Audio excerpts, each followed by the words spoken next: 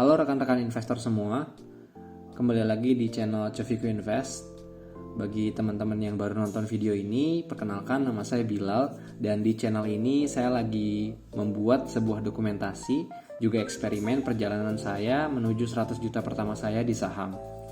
Nah, di video kali ini cukup spesial karena saya buat karena IHSG itu minus 4,42% hari ini.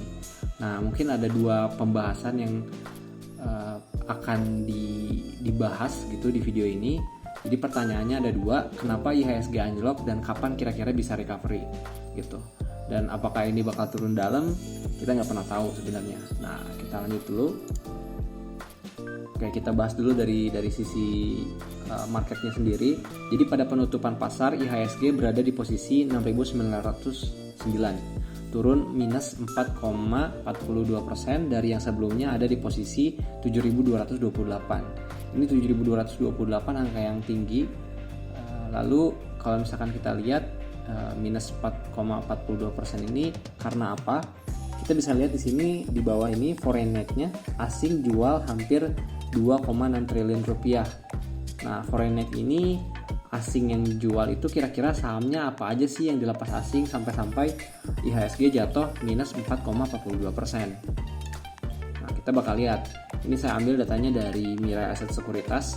Ini adalah 10 top transaksi pada tanggal 9 Mei 2022 ketika IHSG jatuh minus 4,42%. Jadi dari ratusan emiten yang ada di bursa Indonesia, nilai transaksi dari top 10 saham mewakili sekitar 58% dari seluruh total transaksi di IHSG secara keseluruhan. Saya akan sebut top 10 saham ini sebagai emiten Pareto atau penggerak IHSG gitu.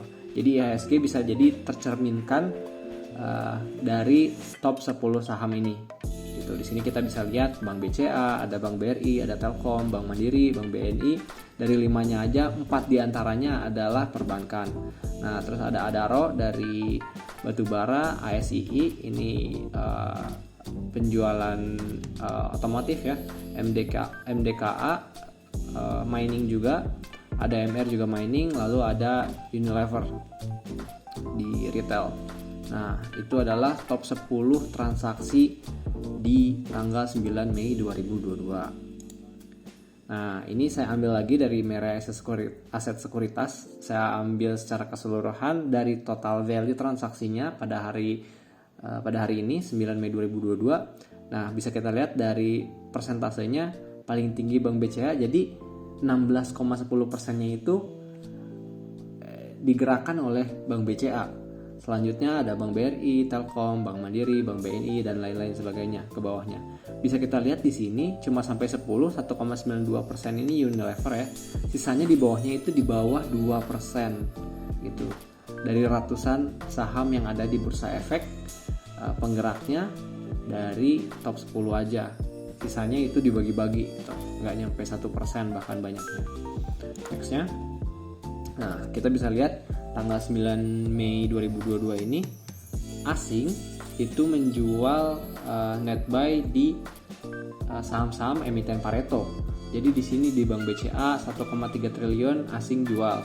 Lalu di Bank BRI ada 687 miliar, ada Adaro 283 miliar, ada Telkom 264 miliar, Bank Mandiri di 109 miliar dan lain sebagainya.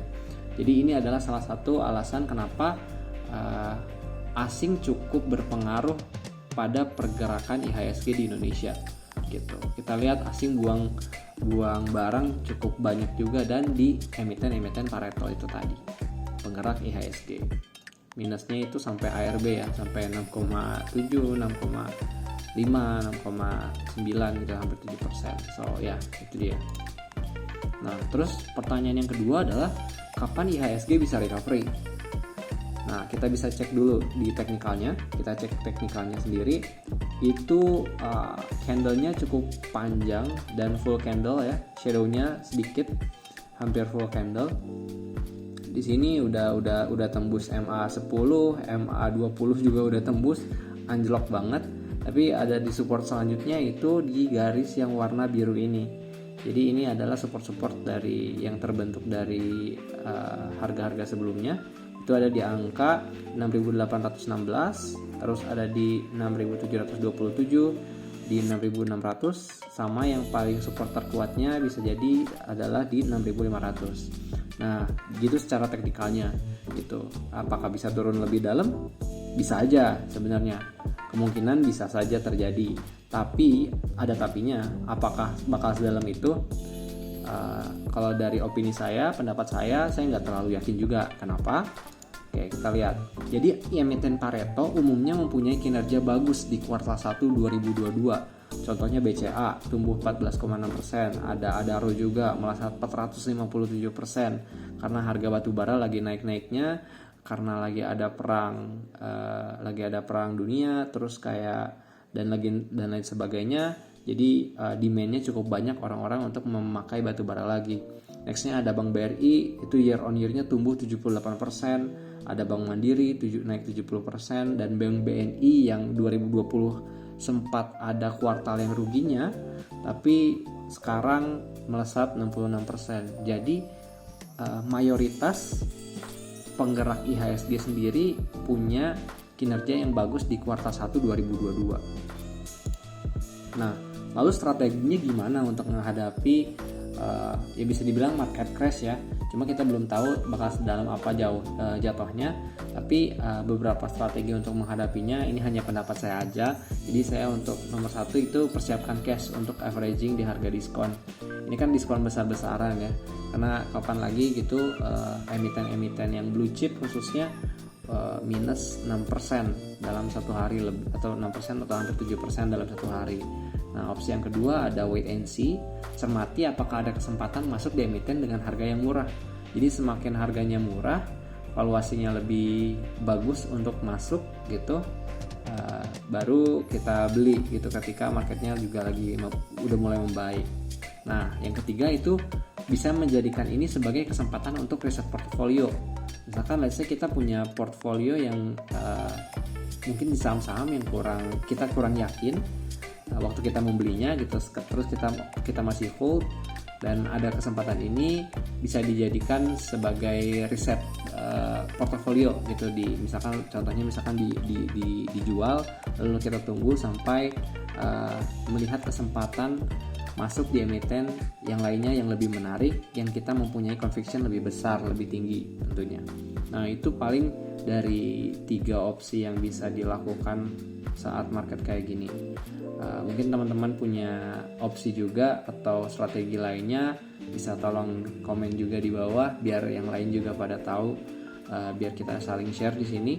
Itu aja paling dari saya. Video kali ini bentar aja. Ini video spesial dibahas saham episode 1. Disclaimer, apa yang ada di video ini bukan ajakan membeli atau menjual saham, tapi bisa dijadikan referensi untuk teman-teman juga yang nonton untuk analisa lebih dalam lagi saham-saham tersebut. Itu aja mungkin dari saya. Sampai jumpa di video selanjutnya. Semoga cuan ya di hari-hari berikutnya. See you guys in another video. Bye bye.